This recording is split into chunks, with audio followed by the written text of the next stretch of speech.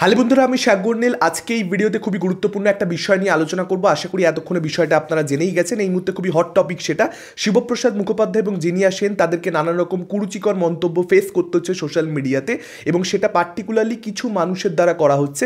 বেশ কিছু AI generated photos সেগুলো আপলোড করে দেওয়া হয়েছে জিনিয়া সেনের, সেরকমটা তিনি নিজেই জানিয়েছেন মিডিয়াকে, এবং সেটাও কিছু পার্টিকুলার মানুষের দ্বারাই করা হচ্ছে। কোনো একটা ফ্যান বেসকে কিন্তু আমি এর মধ্যে আসলে ইনক্লুড করতেই চাইছি না, তার কারণ এটা কিন্তু দেব ফ্যান্সরা করছে এরকম ধরে নেওয়ার আমার মতে কোনো কারণ নেই। এটা পার্টিকুলারলি কিছু মানুষ করছে। এখন সেই মানুষগুলো আসলেই দেবের ফ্যান কিনা, নাকি তারা দাবি করছে দেবের ফ্যান, এটা বুঝবার তো আমাদের কাছে কোনো উপায় নেই। প্রথম কথা হচ্ছে যে ধরুন সে কথার কথা দেব ফ্যান, একটা লোক সে দেব ফ্যান, সে কিছু নোংরা কথাবার্তা বলেছেন এবং নোংরা কিছু কমেন্টস করেছেন। এখন তাতে দেব ফ্যান বেসকে সত্যিকারের কি দায়ী করা যায়? আমার মতে কিন্তু একেবারেই নয়। তার কারণ একটা লোক দিয়ে আপনি একটা গোটা ফ্যান বেসকে জাজ করতে পারেন না। এটা একদম পরিষ্কার একটা জলের মতন সত্যি কথা। এখানে কোনো রকম দ্বিমত পোষণ করবার জায়গাই নেই। আমার যখন 15-16 বছর বয়স, তখন আমি কর্ণই তো তখন অনেকটাই ছোট, আমরা মাঠে গিয়ে খেলাধুলা করতাম একটা জায়গাতে, এবং সেই মাঠে অনেক লোকজন খেলাধুলা করতে আসতো। আমরা 5-7 বছর বাদে, আজ থেকে 2-3 বছর আগের কথা বলছি, তখন আমরা জানতে পারি যে তাদের মধ্যে একজন যাদের সঙ্গে খেলতাম, তাদের সঙ্গে যে খুব বন্ধুত্ব ছিল সেই ছেলেটার সঙ্গে সেরকম ব্যাপারও নয়, সে মার্ডার কেসে ফেসে গেছে। এখন যদি পাড়ার লোক মনে করা শুরু করে যে ওই মাঠে যারা যারা খেলতো তাদেরই বোধহয় এরকম প্রবৃত্তি রয়েছে, তারাই বোধহয় এরকম নোংরা কাজকর্ম বা এরকম অন্যায় ঘৃণ্য ক্রাইম করতে পারে, তাহলে তো সেটা খুব মুশকিলের কথা। মাঠে ঘাটে গিয়ে অনেকের সঙ্গে পরিচিতি হয়, একটা ফ্যান বেসের মধ্যে ঠিক সেরকমই অনেক অনেক মানুষ থাকে। সেখানে একজন কি করলো তা দিয়ে গোটা ফ্যান বেসকে কিন্তু কখনোই ডিফাইন করা যায় না। এখন ব্যাপার হচ্ছে যে এরকম কমেন্ট করেছে সোশ্যাল মিডিয়াতে বা যারা এই ধরনের এআই জেনারেটেড ফটো আপলোড করছে, তারা যদি নিজেদেরকে দেব ফ্যান বলে দাবি করে, তাহলেও সেটা কি প্রমাণিত হয়ে যাচ্ছে যে তারা সদার্থেই দেব ফ্যান? তার কারণ হচ্ছে যে দেব ফ্যান হলে আলাদা করে কোনো ছাপ্পা মেরে দেওয়া হয়, বা জিৎ ফ্যান হলে আলাদা করে কোনো ছাপ্পা মেরে দেওয়া হয়, সাকিব, শাহরুখ কিংবা আল্লু অর্জুন আলাদা করে ছাপ্পা মেরে দেওয়া হয় পিঠের মধ্যে একটা, যে এ দেবের ফ্যান, এ জিতের ফ্যান, আমরা চিনতে পেরে যাব। বিষয়টা তো সেরকম নয়। একটা হিরোর ফ্যান আপনি নাকি আপনি একটা হিরোর ফ্যান নন, সেটা আপনি নিজে বললে তবেই আমরা জানতে পারবো। এবার আপনি নিজে যা ইচ্ছা খুশি তাই বলতে পারেন, আমি নিজে যা ইচ্ছা খুশি তাই দাবি করতে পারি যে আমি এর ফ্যান, আমি অমুকের ফ্যান, আমি তমুকের ফ্যান। এটা তো বোঝবার আসলে কোনো উপায় নেই। একটা লোককে আপনি বহু বছর ধরে ফলো করলে আপনি বুঝতে পারেন যে সে সত্যিকারের যে বলছে যে আমি এর ফ্যান, আমি আসলেই এর ফ্যান, এটা বোঝবার জন্য অনেক অনেক বছর লাগে। ফলত একটা সোশ্যাল মিডিয়াতে কে কী কমেন্ট করলো তা দিয়ে তাকে দেব ফ্যান ধরে নেওয়া এবং দেব ফ্যান বেসকে ছোট করা, এর মধ্যে আমি অন্ততপক্ষে কোনো যুক্তিই দেখছি না। বেসিক্যালি এই টপিকের ট্যাগলাইনটা এরকম হওয়া উচিত যে উইন্ডোজ বনাম সোশ্যাল মিডিয়া টক্সিসিটি। এটা সোশ্যাল মিডিয়া টক্সিসিটি, এটা কোনো একটা ফ্যান বেস, এটা এটা এরকম ব্যাপার নয়। এই লোকটা একটা নোংরা লোক, সে নানান ধরনের কথাবার্তা বলছে, বা বিভিন্ন নোংরা লোক তারা বিভিন্ন ধরনের ফটোজ তারা ভাইরাল করে দিচ্ছে, এআই জেনারেটেড ফটোজ, এবং সেটার দ্বারা তারা নোংরামি করবার চেষ্টা করছে। এটা বেসিক্যালি সোশ্যাল মিডিয়ার যে একটা নেগেটিভ সাইড, একটা ডার্ক সাইড, সেটা কোথাও একটা আমাদের সামনে তুলে ধরছে। এখানে কোনো হিরোর নাম জড়ানো উচিতই না, এটা হচ্ছে সব থেকে বড় কথা। সেই লোকটা কমেন্টে এমন কিছু কথাবার্তা লিখেছে যেখানে পরিষ্কার হচ্ছে যে সে দেবের ফ্যান, মানে সে দাবি করতে চাইছে, সে এটাই ক্লিয়ার করতে চাইছে যে আমি দেবের ফ্যান, যে কারণেই পরিষ্কার হচ্ছে। আবারও বলছি, নাহলে দেবের ফ্যান যে বোঝবার কোনো উপায় নেই। যে কারণে কোথাও একটা দেবের নামটা জড়িয়ে পড়ছে এই সব কিছুর সঙ্গে, নাহলে দেব তো এসব থেকে বহু হাত দূরে রয়েছে, দেবের এসবের সঙ্গে কোনো কানেকশনই নেই। এবং আমি নিশ্চিত যে দেব এ সমস্ত বিষয়ে কোনো মন্তব্য আগামী দিনে করবে না, এতদিনও করেনি, আগামী দিনেও সে করবেন। অন্যদিকে আমার মনে হয় না যে শিবুদা বা জিনিয়া সেন তাদেরও কোনো রকমভাবে দেবকে ছোট করবার ইচ্ছে রয়েছে বলে। তারা হার্ট হয়েছেন এবং হার্ট হওয়ার মতনই একটা বিষয়। আজকে যদি আপনার মা বোনের বা আমার মা বোনের কথার কথা এরকমভাবে সোশ্যাল মিডিয়াতে এআই জেনারেটেড ফটোজ ঘুরে বেড়ায় এবং সেটার মধ্যে দিয়ে যদি কেউ নোংরামি করবার চেষ্টা করে, খুব স্বাভাবিকভাবেই মাথাটা গরম হয়ে যাবে। আমাকে যখন সোশ্যাল মিডিয়াতে এই যে কমেন্ট বক্সে গালিগালাজ করা হয়, আমার বিষয়টা ঠিক আছে, মানে ওটা হবে, ওটা জেনে বুঝেই আমি কাজ করতে নেমেছি। কিন্তু যখনই মা বাবা তুলে কেউ গালাগালি দেয়, তখন কিন্তু আমার ভীষণ গায়ে লাগে, ভীষণ গায়ে লাগে। এবং এটা গায়ে লাগার মতনই বিষয়। যাদের গায়ে লাগে না তাদেরই নিজেদের মধ্যে কোথাও একটা সমস্যা রয়েছে, সেই সমস্যা তাদের খুঁজে বের করার চেষ্টা করা উচিত। ফলত তারা হার্ট হয়েছেন, যে কারণে তারা এরকম একটা স্টেপ নিয়েছেন। শিবুদা আমার ইন্টারভিউতেই দেবের ব্যাপারে বলছিলেন, যখন তাকে বহুরূপীতে রোম্যান্স করা নিয়ে আমি প্রশ্ন করি, তখন সে বলে যে রোম্যান্স করা চারটিখানি কথা নয়। দেব এবং জিৎ বা শাহরুখ খান যেটা করতে পারে ওটা তারা করতে পারে, ওটা করাটা অতটা ইজি নয়, ওটা ওরাই করতে পারে, এরকম ধরনের মন্তব্য কিন্তু শিবুদা নিজে করেছেন। ফলত দেবের প্রতি তার যদি যথেষ্ট রেসপেক্ট না থাকতো, তাহলে তিনি এই কথা বলতেন কেন? কিংবা কয়েকদিন আগে আমি দেখছিলাম দেব, তিনি কিন্তু বহুরূপী সাকসেসকে নিয়ে কথা বলছিলেন একটা ইন্টারভিউতে, যে বহুরূপী খুব বড় কালেকশন করতে পেরেছে, এরকম কথা কিন্তু তিনি বলে নিজের বক্তব্যটা শুরু করেন। এবং সেম জিনিসটা হয়তো আগামী দিনে আমরা শিবুদাকেও কোনো ইন্টারভিউতে করতে দেখতে পাবো, যে সে খাদানের সাকসেসকে কোথাও একটা মেনশন করছে, অ্যাড্রেস করছে। দেব ফ্যান্সদের কোথাও একটা গায়ে লেগে যাচ্ছে, খারাপ লেগে যাচ্ছে, তার কারণ একটা মানুষের জন্য বা কিছু মানুষের জন্য তাদের নাম খারাপ হচ্ছে। খুব স্বাভাবিক একটা ঘটনা, এটা রাখবারই মতন একটা বিষয়। বিষয়, কিন্তু আমি তাদেরকে বলবো এই সময়ই আপনাদেরকে কোথাও একটা কন্ট্রোল করতে হবে নিজেদের ওপরে।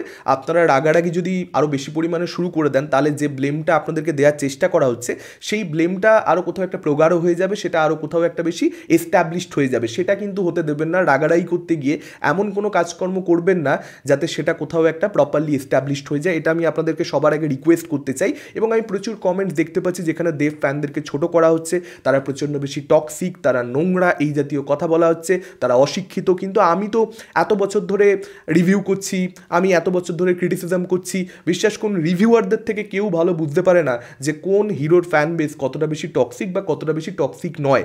আমি আমার এক্সপিরিয়েন্সের জায়গা থেকে এত বছর কাজ করছি, সেই জায়গা থেকে বলতে পারি দেব ফ্যান্সরা কিন্তু অনেক বেশি শিক্ষিত, অন্য অনেক হিরোর ফ্যান বেসের থেকে অনেক বেশি তারা এডুকেটেড, অনেক বেশি তারা ক্রিটিসিজম নিতে জানে। হ্যাঁ, তাদের হিরোর ছবিকে খারাপ বললে তারাও রাগারাগি করে, কিন্তু সেটা একটা লেভেল অবধি, মানে এমন একটা কমেন্ট বক্সে একটা এমন সিচুয়েশন তৈরি করে না যে কমেন্ট বক্সের দিকে তাকানোই যাবে না।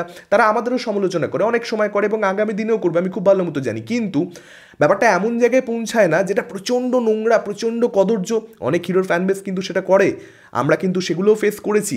এমন হয়ে গেছে কমেন্ট বক্স, এমন একেবারে একটা নোংরা পরিস্থিতি, মা বাপ তুলে গালাগালি করা হচ্ছে, সেই জায়গাটা কিন্তু দেব ফ্যান্সরা কখনো যায় না। হ্যাঁ, ডেফিনেটলি কিছু ফ্যান্স যায়, এটা অস্বীকার করা যাবে না, কিন্তু সেটা কিছুটা মানে কিছুই, ওই নগণ্য একটা পার্সেন্টেজ। এবং সেরকম কোনো ঘটনা ঘটলে আমি দেখেছি তাদেরকে রিপ্লাই দিয়েছে দেব ফ্যান্সরাই, যে ওর যেটা ছবিটা দেখে মনে হয়েছে ও সেটা বলবে, ওকে এভাবে বলো না, ওকে এভাবে গালিগালাজ করো না, রাগ হলে এমনি নর্মালি বলো।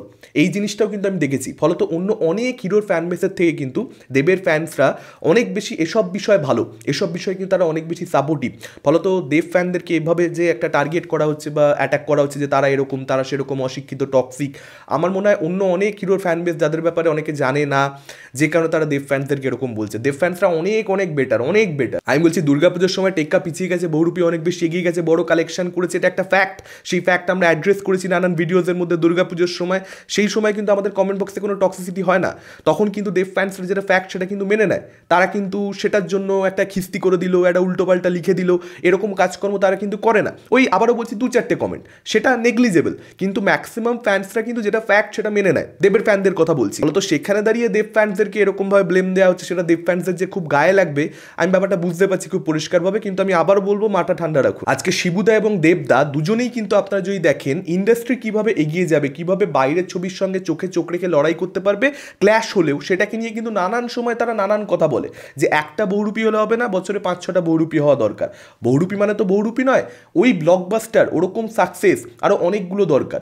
অর্থাৎ সে কিন্তু অন্যদের সাকসেসও চাইছে, যে অন্য আরও একটা ছবি আসুক যেটা বহুরূপীর মতন কালেকশন করতে পারবে।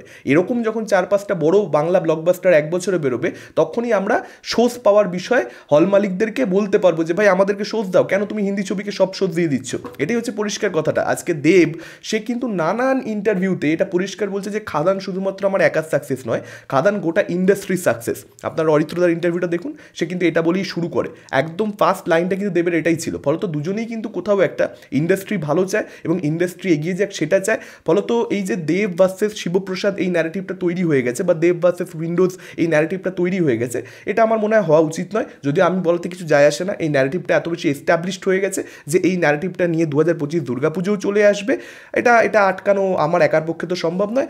আসলে ন্যারেটিভটা হওয়া উচিত দেব এবং উইন্ডোজ, তারা এই মুহূর্তে সব থেকে বড় ব্লকবাস্টারগুলো দিচ্ছে, তারা এই মুহূর্তে বাংলা ফিল্ম ইন্ডাস্ট্রিকে সবচেয়ে বেশি যদি কেউ এগিয়ে নিয়ে যায় এই দুজনই, সেটা দেবদা এবং শিবুদা, নন্দিতাদি একই সঙ্গে উইন্ডোজ এবং দেব এন্টারটেনমেন্ট ভেঞ্চার। ফলত এরকম একটা সিচুয়েশন তৈরি হওয়া কাম্য ছিল না, এটা অনভিপ্রেত। বিশেষ করে যখন মানুষের এরকম একটা ধারণা তৈরি হয়েই গেছে যে বাংলা ফিল্ম ইন্ডাস্ট্রিতে আসলে কেউ একে অপরের পাশে দাঁড়িয়ে নেই, সবাই শুধুমাত্র মানুষকেই বলে আমাদের পাশে দাঁড়াও এসে, কিন্তু একে অপরের পাশে তারা নিজেরাই নিজেদের নেই, তারা একে অপরকে কাঠি করতে পারলে বাঁচে, এরকম একটা সিচুয়েশনে এরকম একটা ঘটনা এটা হওয়া উচিত ছিল না, কিন্তু হয়ে গেছে, কিছু তো করবার নেই। তবে হ্যাঁ, এটা বলতে পারি যে দেবদাকে ছোট করা হচ্ছে বা শিবুদাকে ছোট করা হচ্ছে। দেখুন, এখানে কেউ কাউকে ছোট করতে পারবে না, কেউ কাউকে ছোট করতে পারবে না, কারণ দেবদা যেরকমভাবে বক্স অফিস কালেকশন দিচ্ছে, যেরকমভাবে তার লাস্ট কয়েক বছরের ছবি বক্স অফিসে চূড়ান্তভাবে সফল হয়েছে, তাকে কেউ চাইলে ছোট করতে পারবে না। বা শিবুদা বা নন্দিতাদি, তারা যেভাবে একের পর এক সাকসেস দিয়ে যাচ্ছে, বক্স অফিস কালেকশন দিয়ে যাচ্ছে, তারা এই মুহূর্তে যে পজিশনটা হোল্ড করছে ইন্ডাস্ট্রিতে, যে পজিশনটা হোল্ড করছে দেবদা,